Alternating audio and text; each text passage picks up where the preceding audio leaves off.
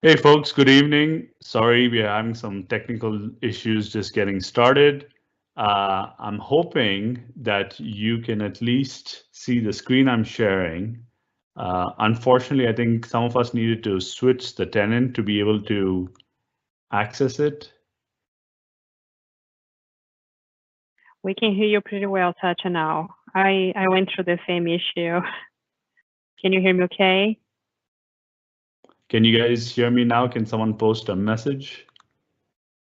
Yes. Can you hear me, Satya? Can you hear me?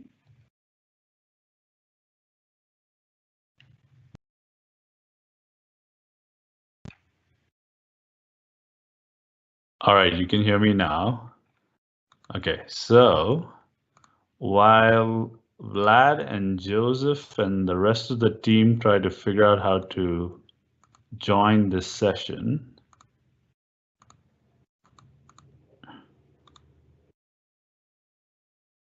thanks, Evan. So for the Microsoft folks, the way you should be joining the session is through, there's a tenant switcher, and so you should be switching your tenant and then joining the call. Don't join the call directly to through the link. That will not, you'll just be there as an attendee and not a speaker. So there's a tenant switcher in the top right corner that you got to switch to.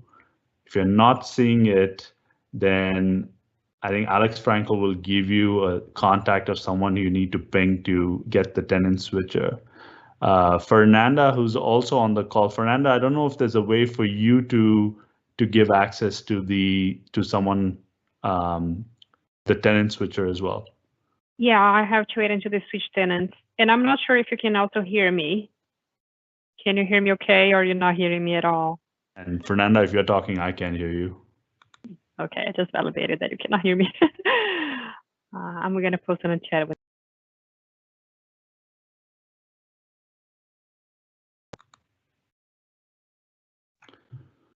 Okay, so I am going to go through some of the questions that folks have asked, and I'm going to try my best to answer them.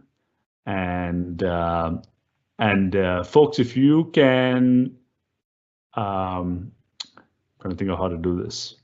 Okay, I'm going to try to answer the questions, and then hopefully Vlad, Joseph, and the rest of the team, Gaurav, can figure out how to use the tenant switcher to join in as a presenter so that you guys can also talk. All right, so I'm going to go through the batting order of questions. Okay, the first question from someone is, can you talk a little bit about the simplification to ARM templates that are coming? So one of the things that we are super excited about, I don't know if you attended the ARM template session that we had over the last couple of days. We have one tonight at 10 p.m. Pacific time as well. And essentially, you know, one of the feedbacks we've got from customers is the learning curve for ARM templates is really hard. JSON is a key value pair language. It's not a human readable language. And you know, when you're trying to author an ARM template, dealing with all the curly braces, commas, quotations becomes extremely challenging. And so one of the things that we know from our customers is it just causes a huge learning curve. We've done some things to improve that. We've done introduce a new VS Code extension, for example, to help author ARM templates, which gives you snippet support, IntelliSense, and that's helped a lot of our enterprise customers that do use ARM templates, and we've had significant adoption through that. But we wanted to take a step back and say, hey, can we do better? And so that first step of can we do better is introducing a new domain-specific language that we're looking to introduce. We shared a little bit about it in our session yesterday. That was the sneak peek session. Unfortunately, only 50 people could attend that session. They capped it at 50. The session tonight that Alex is going to do, which is the ARM template session, is a session where you can hear more about the simplification of the ARM template language. And it's something that we are working on, that we're super excited about. And so we will also find an opportunity to share more information on that with you guys. and I can try and post a link, or if folks join the speaker and the other tenant, they can post some links as well. The next question that I had in the list is, what are the best practices for subscription boundaries in a microservices environment? I don't know if you guys can come off mute and talk. It seems to be like a one-way session, so apologies if that's the case. I think there are a lot of different aspects that you need to take into consideration when trying to design your application or your microservice for your environment. Most customers have traditionally gone to a resource group model where they try to have all their applications and the application components to be in one specific resource group, and then they've tried to have a separate resource group for some of the infrastructure components, such as networking, for example, or log analytics for all the data collection, and key vault secret store. They usually have a separate resource group. And one of the things that we've seen is, as the enterprises have grown, they've started to run into some of those limits that are there with resource groups, or the resource provider limits on those specific resource groups as well. And so one of the things that we've started to recommend customers, especially for our large scale customers, is to start thinking about having their application maybe model at a higher level. So having your application be per subscription, for example. This helps alleviate some of those limits that you might run into that are there in a specific resource group, for example. And so to help with that and to model your application, some of the things that we've done is we are actually increasing the number of subscriptions that you can create per account. So the current limit is about 200. We are increasing that to about 2,000 by the end of July. So that'll be a nice improvement to life. And so you can essentially create your subscription per application, if you like, and essentially have that be as a subscription boundary. So we will share some more documentation on that. I will take an action item to publish that to you guys as well. This third question that we have is in the tooling for VS and VS Code, the available API versions that IntelliSense understands are always lacking the most recent version. Are those not in preview, and will this be a problem addressed? One of the things that we have tried to do is when you load VS Code, we actually try to check for the latest version, and you'll get a little toast message at the bottom of your screen recommending you to upgrade to the latest version. My guess is it's probably missing in certain resources or scenarios, and so that's one I'm happy to follow up with as well. And if you guys do have some questions, or if I'm not answering some questions, feel free to shoot me an email. I'm going to actually post my email address on the chat window, and if I'm not able to answer it, I'll make sure somebody can answer that question as well. Okay, I will try to scroll up again. So Jeff asked a question, can we please document the default value for every ARM template property? Yes, that is one of the top things that we're actually working on. I'm hoping to have something around that done very soon. We have the content team really working hard to try and document and improve the document for some of the default values for the template properties. We know that's lacking in certain resources, and so there is a big effort to improve that.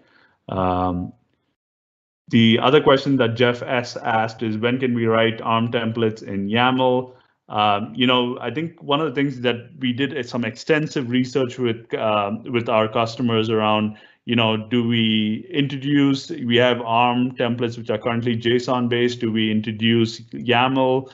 And one of the pieces of feedback we got was, YAML has its own set of issues, and customers really wanted something super simple, right? I think the canonical example going around is the Terraform HCL language, right? I think that was something that a lot of customers expressed, that they really liked how simple, intuitive, and clean the language was, and how they express certain constructs in the language as well. And so I think I think for that reason, we took the approach of actually coming up with a new DSL to help with that.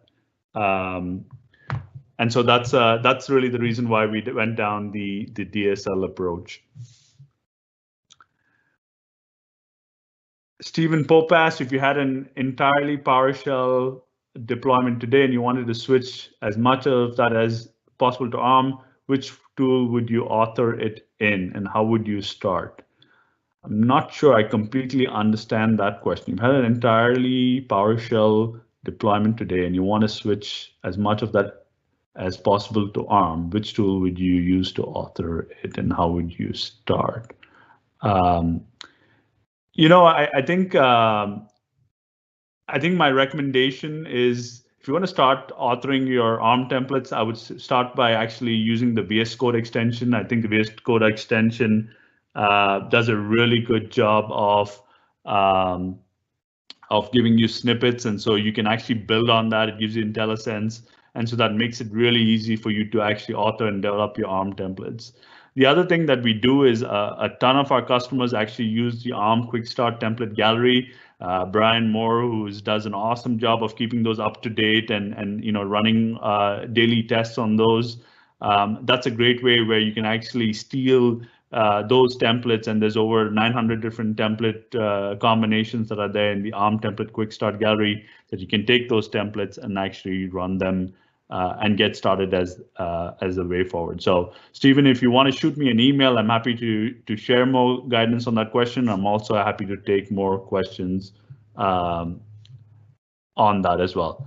I finally came to Brian Moore's question, which is none of the deployment teams have the link to the moderator side. Guys, I super apologize. I didn't realize that I'm the only one who, fortunately or unfortunately, has the moderator link to this session.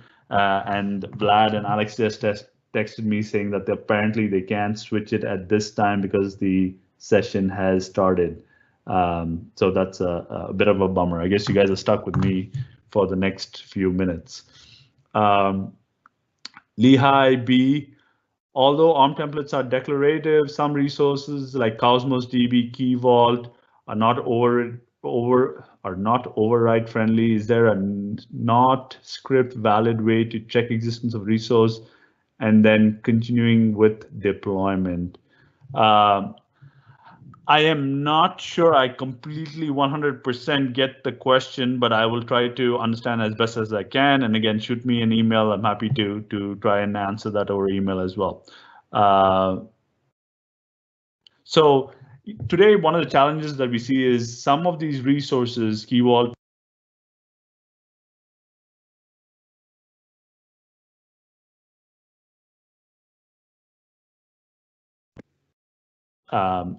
some do not give you a way to express some of these properties in ARM template, right? So secrets and keys, for example, you can reference them in the ARM template. So there is work going on right now to ensure that those things can be expressed natively in an ARM template. We are working with the Key Vault team to try and expose those properties natively in an ARM template, so you can actually go and reference a key as part of your ARM template. I'm hoping that in the next 3 to 6 months, we'll have some more information on that. Another kind of escape hatch that we introduced is something called deployment scripts. I don't know if you guys had a chance to look into that, but essentially deployment scripts gives you a way to embed your PowerShell or Bash script as part of your ARM template, right? So there are scenarios where you want to do a pre or post deployment action. And one of the things you might want to do as part of that is you might want to create a user in AAD, or you might want to create a storage queue, for example. Now with the deployment script, you can actually have a PowerShell script, for example, to go and create that AAD user, or go and create a queue for your storage resource as well. And so it's been a pretty powerful way. A lot of customers are also using that to go and manipulate keys in Azure Key Vault as well. So if you haven't checked it out, do check that out.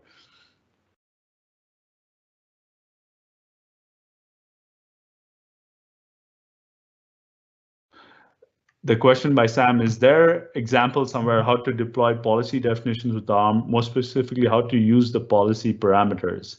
I believe we have actually some good docs on that. Sam, if you can shoot me an email, and Liz Kim, who's also on our team, we can help you guide you through that. And so one of the maybe poor hacks that I'm going to do real quick is I'm listing off a bunch of people's names.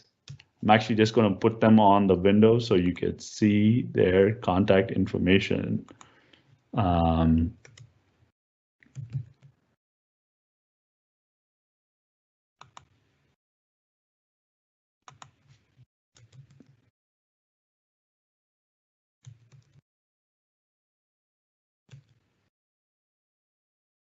Okay, let me see if this thing works.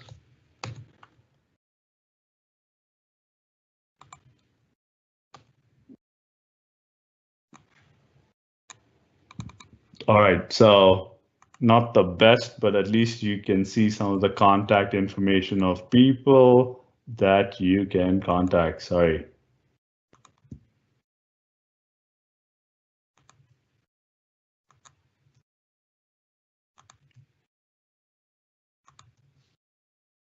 All right.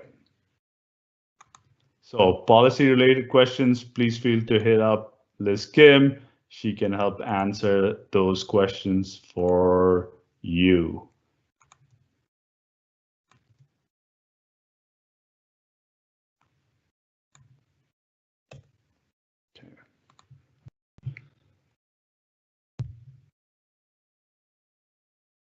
So Jacob asked a question around ARM templates are great for initial deployment, but not so great at the ongoing maintenance or lifecycle management of a resource. Is there anything coming in this space? Yeah, Jacob, I think one of the things that we have been looking at is how do we improve the general, what we call resource lifecycle management experience. So how do we do things such as, when I want to delete a set of resources that I created as part of a specific deployment, say 3 months down the line, how do I easily delete those resources? Or for example, how do we handle better our rollback, right? So maybe if I'm deploying 10 resources and resource number 6 fails, can we add logic so that we roll back and clean up all the 5 resources that got created before that? Or maybe even skip resource number 6 and go and create the remaining resources as part of that deployment. So we have a new feature we're looking at. I think Brian Moore talked about it in the ARM template session called Stacks, tentatively is a code name that we use internally, where we are looking to introduce some of these resource lifecycle management capabilities natively into the deployment platform. And so hoping to give you a bit more insight on that. If you can join, if you watch his session, or if you want to come to Alex's session, which is this evening at 10 p.m., 10:15 p.m. Pacific Standard Time, I think we can share a bit more on that with you.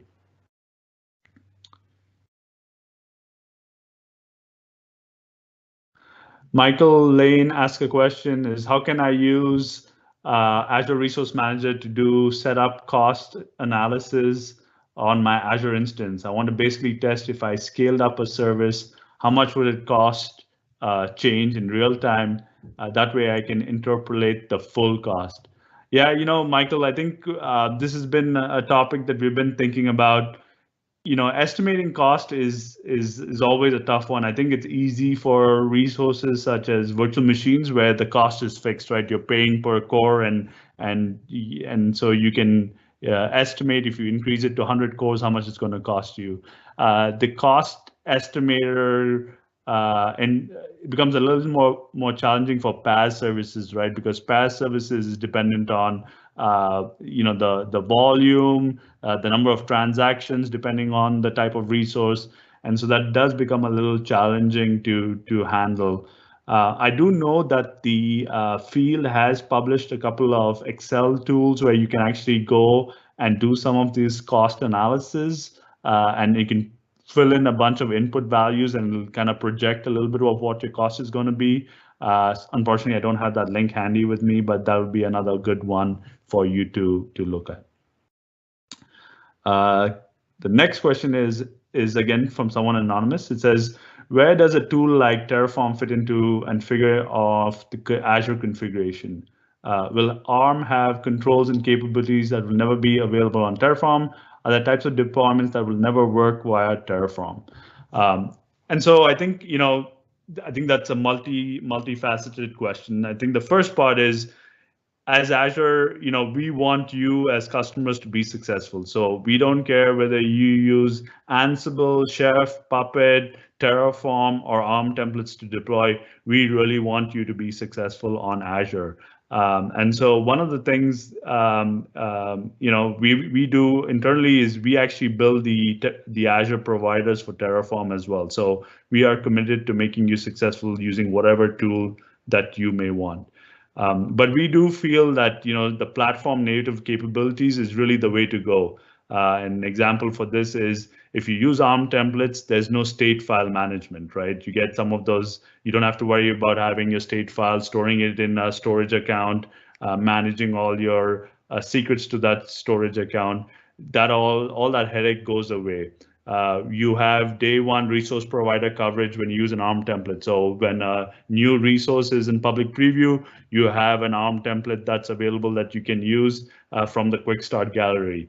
And we've done some deep integrations with Azure Policy. So I don't know if you guys use Azure Policy, one of the most popular services in Azure, but essentially when one of your resources is non-compliant in Azure, the way we perform a remediation to make that resource compliant is actually deploying an ARM template.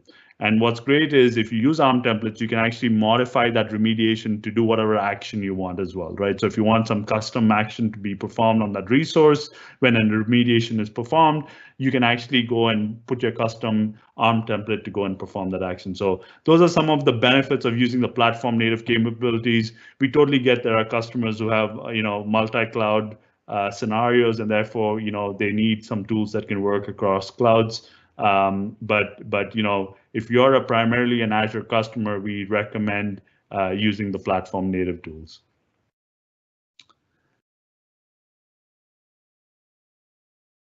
All right, so okay.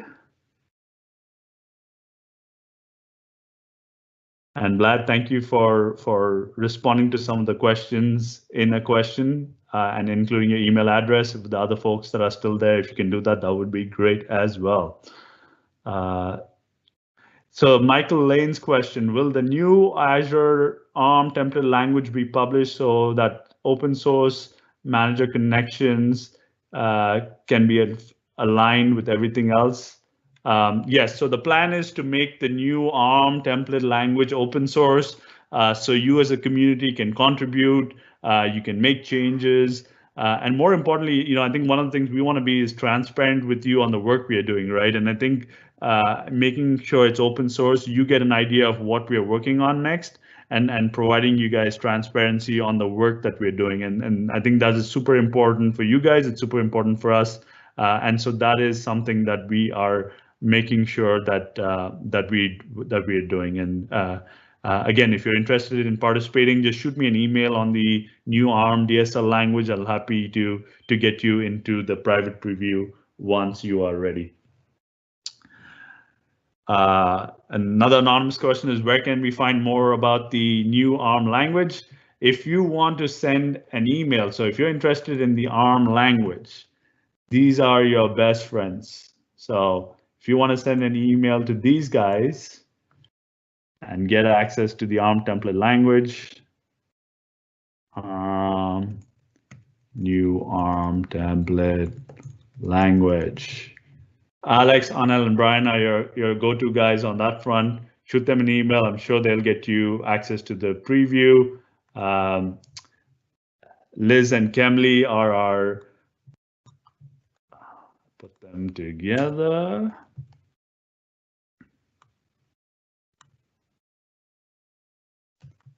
If you have questions on Azure policy and compliance, you can email them.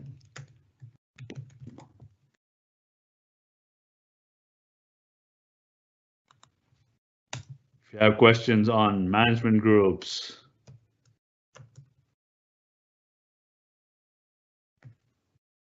Rich is your go-to guy.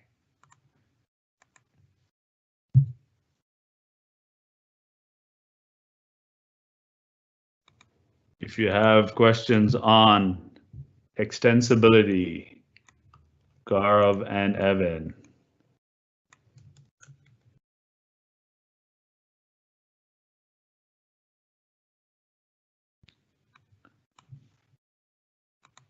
If you have questions on resource graph,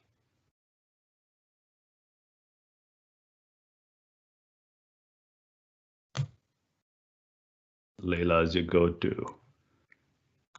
And if you want to complain about things in general, these two are your guys, Vlad and Joseph.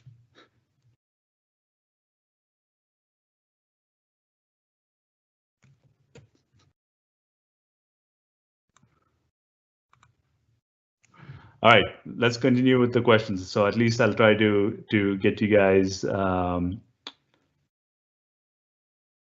Okay. So Damien Flynn asked a question. Satya, can you tell us a little bit about template specs and why we should consider this feature? Okay, so I don't know if you guys attended the earlier build session that we had. It was around deployments, which reminds me, I'm actually just going to do something real quick. I'm going to take and give you the information on the deployment session that we had today.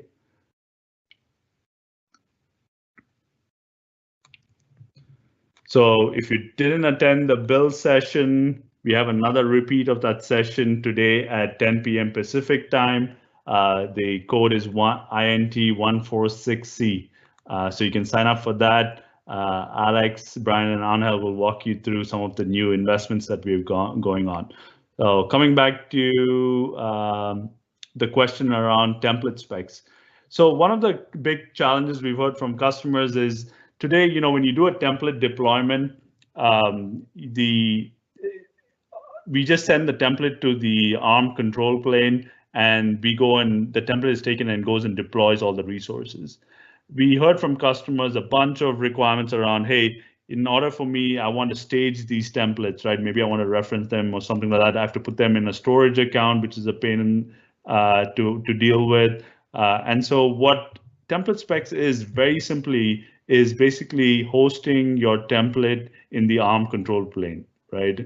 And this gives you a bunch of benefits, right? So you can reference a template a lot more easily. You can share the template with other people in your organization. And one of the, the hopes is that it really starts to light up a lot of scenarios for you as an organization. So say, if you're Contos IT and you want to have a blessed set of template specs, you can actually publish those blessed set of template specs and have your IT team just use those set of template specs. And template specs allows you to package one or more templates. So the initial release, which we're hoping in the next couple of months, will be a way for you to package one or more templates together and host them in the Azure control plane. In the future, we'll support things such as adding binaries, files and scripts to that template package. And so essentially what the spec is, think of it as a packaging mechanism for your templates and other artifacts, being binaries, files that you can host in the ARM control plane, and you can reference from the ARM control plane. And that's really, if I was to summarize in 30 seconds what it is, that is what a template spec is. We know it's a big challenge, and it's feedback we've heard from you guys, and so this is our attempt. We'd love to get feedback on that. Again, do send the folks in yellow an email. They can help you with that.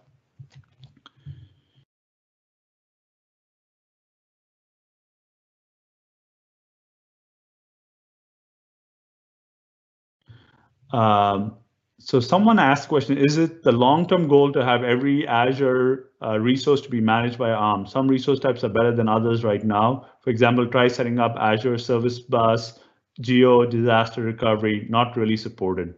Yeah, I think our goal is and our, one of the benefits we feel of Azure is to have the central control plane, right?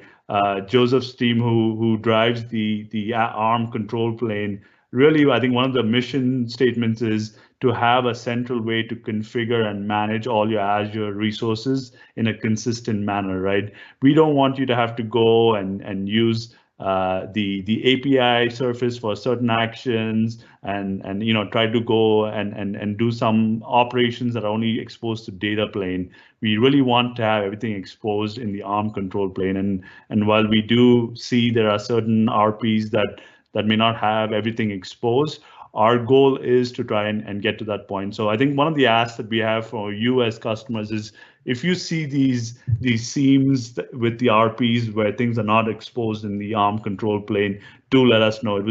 I do appreciate Ant's example with the Azure Service Bus. I think it's one that we can follow up with them on.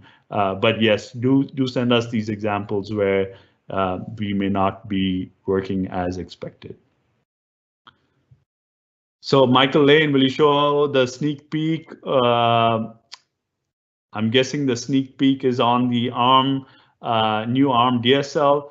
Michael, my ask to you would be is if you want to shoot us an email, we'll grab time with you and a few other folks to give you a demo of the new ARM DSL as well.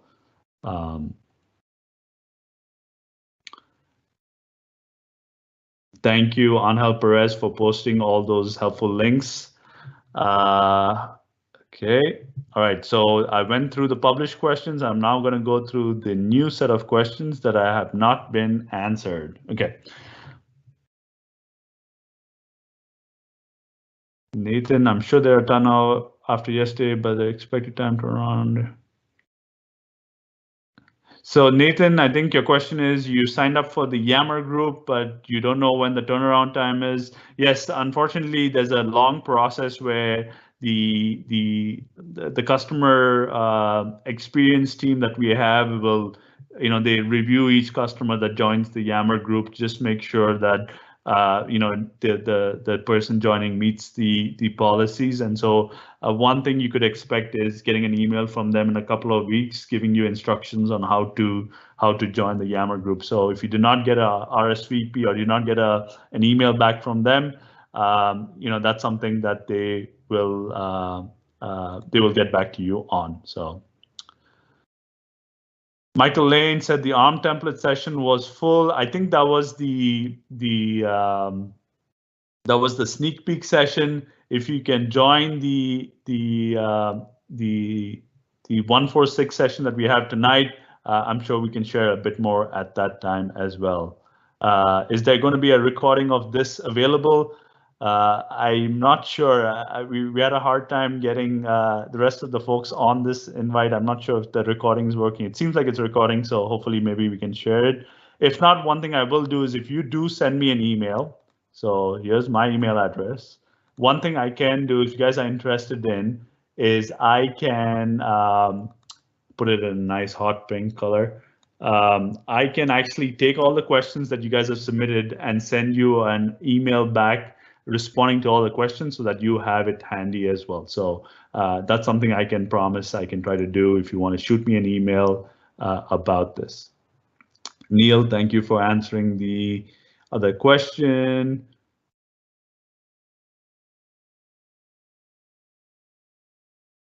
Michael Lynn, alternatively, is there a GUI way to create? Sorry, the questions just overflow.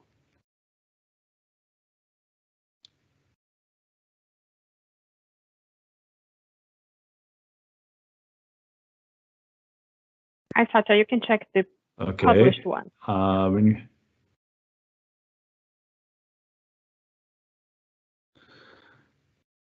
Jenkins, we have had an issue with multiple depends on items for one script, resource, etc. Do you have documentation of best practices for this?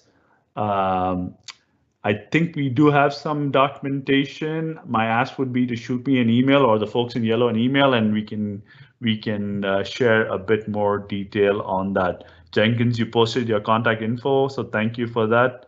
I will take that and add it to our list of a follow-up question for you.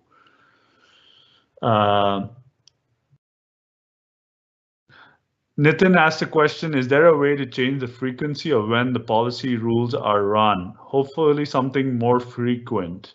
I think we have done some work to make the frequency of the runs for the policy runs a lot more frequent. I unfortunately don't remember the answer on top of my head. So Nitin, if you can shoot me or Liz and Kemley a question on that, I'm sure we can get back to you. Sorry, I don't remember on the top of my head what is the frequency we run. I thought it was I thought we do a periodic scan, and anytime there's a change, we got a notification of the change as well. So sorry, it's been a while since I remember that topic. So if you can shoot me an email or Liz an email, we would appreciate that, Nitin.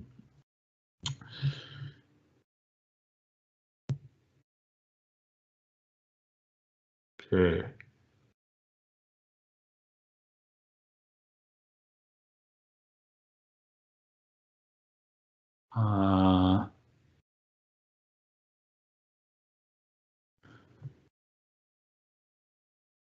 Damien's question is, what is the reason for the event grid subscriptions to not show a resource group and default to East US? I am not sure on that question. That's probably a great question that my boss Vlad might know. My guess is they're just not in all the regions. I'm not 100 on that, Damien. If you can shoot us an email, that would be appreciated.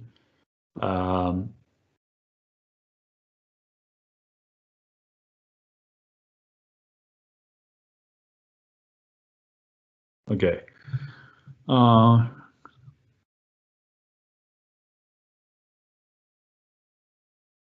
Okay. Nick asked a question at last year build. We discussed the concept of a deployment package, ARM template plus additional artifacts, certificates.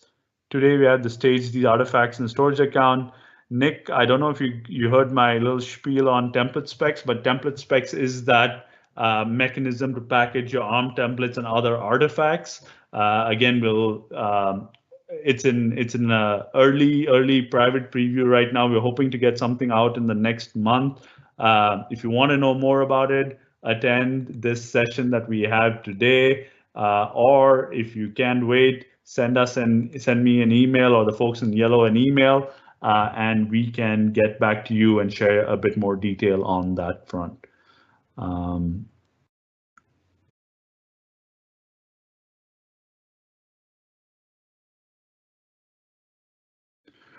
Roman asked question, any plans to make the ARM template validation offline? So we've done a couple of things on this front, Roman. One is the VS Code extension. I think we have done a bunch of work to catch some of these errors and exceptions ahead of time, as much as we can through the linters we have in the VS Code extension. Another kind of key feature we announced is something called What If. What If is a new feature where we recently announced, which is you can essentially get an assessment of what the impact of a template deployment is going to be without actually deploying the template.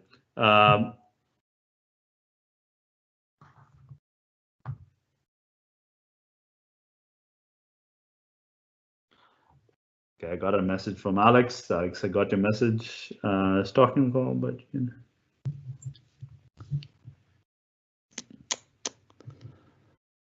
Fernanda is talking on the call, but I can't hear her. So why am I not able to hear her?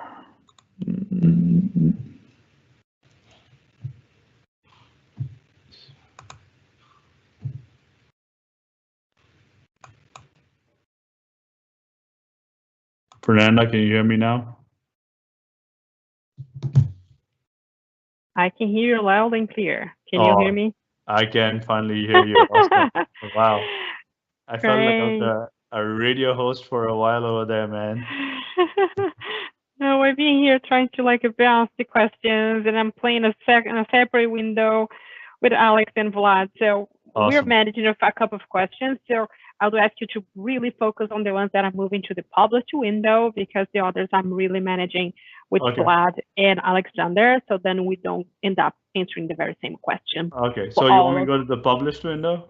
If you can do it, that would be great. I'm flagging the ones that you already answered with like a reply by Satya, so then we know exactly which one you can tackle.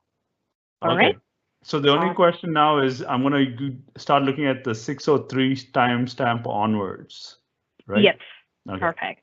Okay, so let me start moving the ones I have here. Okay, can you see? I just put a new one for you.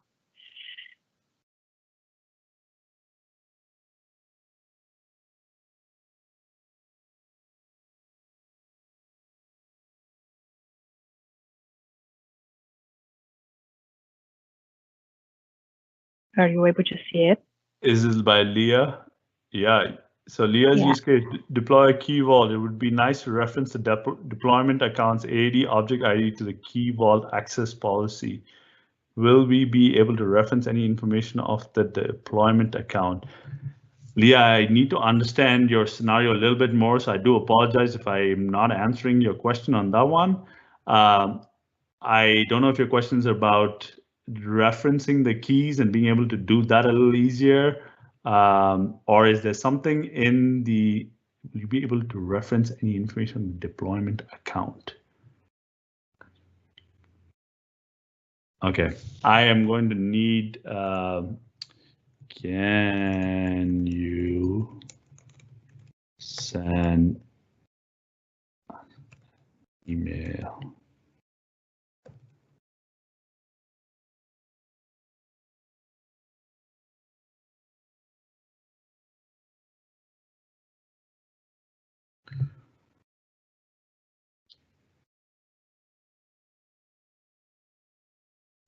Okay, Nathan's question, how much is the team aware of things that cannot be deployed by an ARM template? Are these things that should be flagged or issues by us? Are they known? Is there any location where to find them? Yeah, Nathan, so a couple of things. One is the fastest way is if you can send us an email on the resources that you feel don't have a way to be deployed through ARM templates. I think if you can shoot Vlad, Joseph, or myself an email on this, I think would be the quickest way. The other option is to go to user voice. We have an ARM user voice forum, so let me see if I can look that up real quick. ARM templates, ARM user.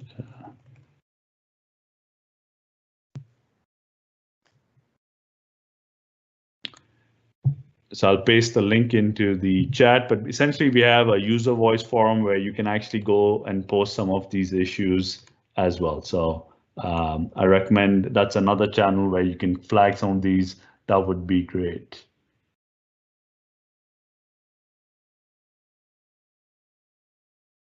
All right.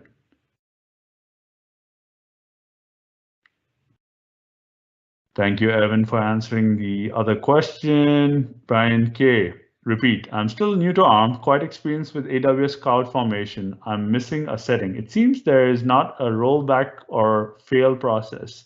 For example, if I try to deploy 5 resources and one fails, the others are still created. I want an all or nothing setting. Same thing with delete option on some pages.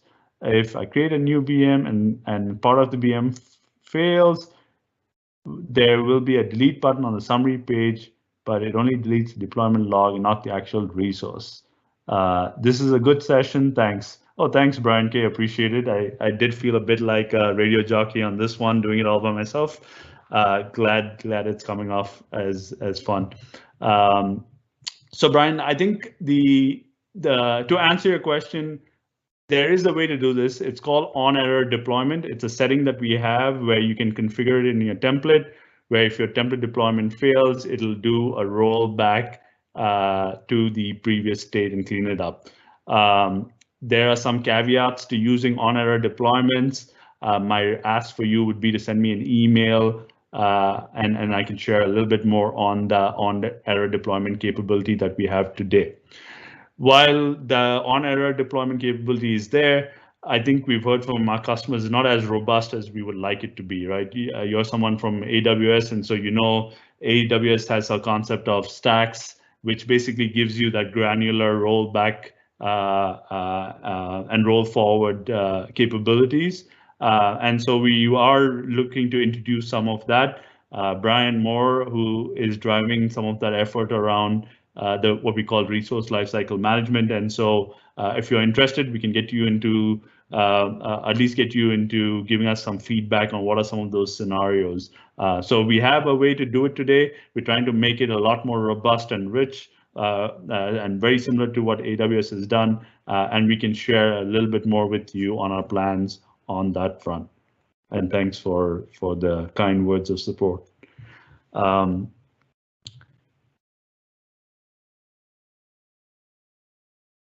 Okay.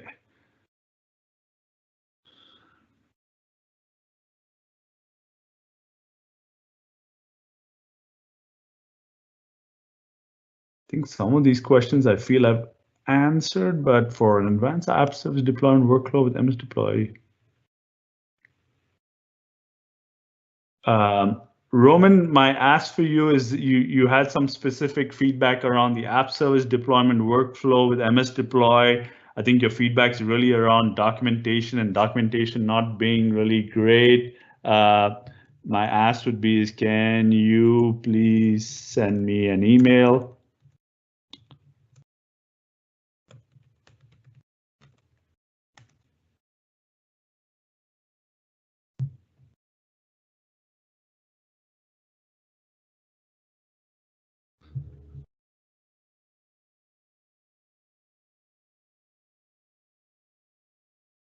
All right.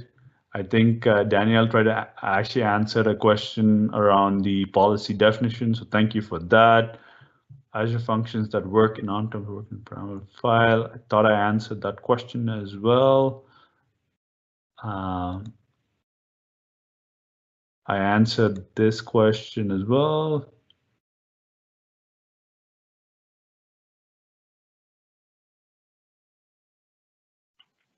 Mike, you had a question on who do I talk to about the VS Code extension in specific for hybrid API profile for Azure Stack. It does not help you much.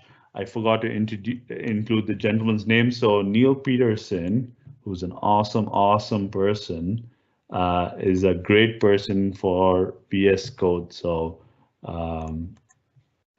VAC VS Code extension for ARM templates. All right, so Mike, if you can shoot an email to this excellent gentleman, Neil Peterson, he will be able to help you out on that. Okay.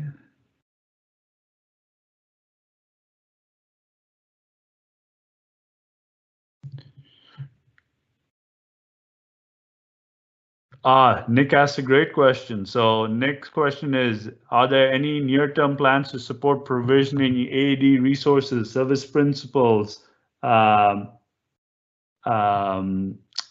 users, groups using ARM templates or similar declarative templates as opposed to AD PowerShell modules? Nick, we are actually pretty excited. We have some work underway where the AAD team is actually trying to model some of these AAD objects in the ARM control plane. Like I mentioned, I think Joseph Chan is driving this work with the AAD team, and so I'm hoping, fingers crossed, depending on how many bottles of scotch you buy, Joe, you might get that earlier, but we are definitely looking at enabling or exposing some of those AAD objects and resources in the ARM control plane. And what that means by exposing it is once it's exposed, you can use ARM templates, you can use CLI, you can use PowerShell to go and configure all of those AAD resources and objects. So we are pretty excited to have that work start. I don't have a date for you, which is probably going to be a next question you're going to ask me. So you can pester this lovely gentleman by the name of Joseph Chan about that. My guess is he'll point you towards Stuart Kwan on the AAD team as well. So, Satya, yep. We are 6:14. We only have 1 minute left. Awesome. So if you'd like to wrap up and leave any extra and final closing comments, please do it. Yeah, I think I do apologize for unfortunately I was hoping to get a lot more of the product team members on this call. Clearly that didn't work out, so I do apologize. I wish we could get everyone here to have a more vibrant conversation, but I also hope I answered the questions as best as I could. In general, I think and just sharing a little bit of the roadmap of what's going on here. I think, if I was to summarize a little bit of the themes of some of the big areas of investments that we are looking to do, one is on the control plane side is really about how do we make our control plane robust, right? And that by that I mean, how do we expose and make sure that all these resources and all these objects and properties of all these resources are exposed through the ARM control plane. So, I don't have to have questions like, one of the gentlemen asked us saying, hey, when will I see AAD objects exposed in the AAD control plane, right? We want to make the Azure ARM control plane as robust and as powerful as possible. So that is one of our core priorities. Getting AAD on board is one big work. We're looking to see if we can start to onboard some of the other big Microsoft properties that are out there to have those modeled in the ARM control plane so you can manage them centrally. So that is a big investment. Another one that we're doing is around private endpoints. I don't know how many of you are using some of the private link capabilities that the networking team announced and integrating with those private endpoints. That's another big piece of investment that we have going on that we're very excited about. Resource graph. So I don't know if you guys have used resource graph, but resource graph is one of the unspoken stars of the ARM family. It's an awesome tool if you're looking to query all the resources that you have. If you want to get do some very complex queries, such as you might want to be looking at a number of resources, with a certain property or a certain tag, or and you want to be able to do that across multiple different thousands of subscriptions. Resource graphs is actually a great tool to go and do that. So if you haven't tried it, I highly recommend trying out Resource Graph as one of your takeaways or homeworks to do coming out of this session. We're going to be adding support for management groups in Resource Graph, so that's another big value add that we're adding. Supporting for cross-cluster joins as well is another one that is adding to that as well. So I'm going to quickly scan through these. On the governance front, I think policy exemptions and having a better scenarios around that is something that we've heard from customers. Liz and Kemley are driving that, and so unfortunately they couldn't join this call, as I'm sure they would have given a little bit of more detail on that, but shoot them an email. I'm sure they're happy to answer some questions on that. Being able to test your policy, right? So you've seen what if for ARM templates. Imagine doing what if for policies as well, right? Before your policy, you want to know what is the effect of that policy before you apply it. So what if will expand to encompass policy and will work for policy scenarios. So that is really going to be awesome. And then compliance state change notifications. So we're really looking at how do we bring our compliance story together? How do we notify US customers when the compliance changes and what actions we can take on that front as well. I think the other big one is Kubernetes policy to managing your Kubernetes clusters is something that's going to go GA. It's in public preview right now. So if you want to manage your Kubernetes images, you can write a policy for that. So that's actually one of the cool integrations we've done with Kubernetes, where you can use Azure policy to manage the Kubernetes instance in your environment. And so that capability will be going GA as well. Deployments, I think I covered a lot of the questions that you guys asked. What if is going to go GA? That's something that we have planned in our roadmap. Deployment scripts will also go GA. One of the cool things we're excited about is today you cannot provision a subscription using an ARM template, which is terrible. And so in hopefully, fingers crossed, July, we'll actually add support for creating ARM templates, creating subscriptions using ARM templates, which would be really cool, right? And so you can essentially use ARM templates to create as many subscriptions as you want, almost like a subscription vending machine, so to speak, as well. So we're going to start working on the template specs preview is another one that we're going to have a public preview, hopefully, November, December of this year. And the ARM DSL, which is the new ARM DSL language, is something that that I know you guys are excited about that we're going to do as well. And again, we don't have a date, but as soon as the preview opens, I'm sure you guys will be chomping at the bit to try it out. The other one is the Blueprint experience. We get a lot of questions on what's happening with Blueprint. And really, one of the things that we wanted to do is we wanted to have, we love the great experience Blueprint gives you to compose your environment. And one of the things we wanted to do is we wanted to expand the Blueprint capabilities and make them core parts of the ARM deployment platform, right? And so part of the work that we're doing with template specs and stacks is to have Blueprints actually take and leverage those core platform primitives. And so you continue to use ARM templates as Blueprints as your experience to compose your environment. It just takes and leverages some of the platform native capabilities. And all the investments you've done on Blueprints, none of those goes to waste. You still will have the same experience. Your existing definitions and assignments will remain. They'll get converted to the platform native capabilities. And so you have that same great experience.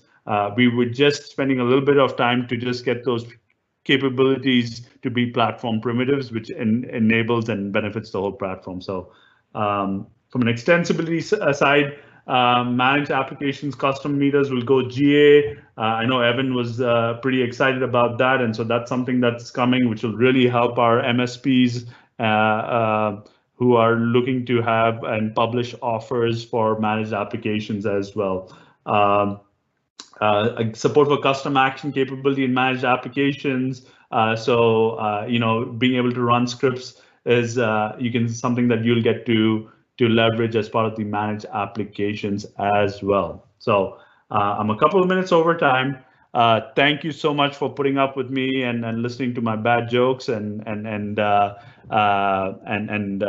taking all the questions as much as I could and answering those. So thank you for your time.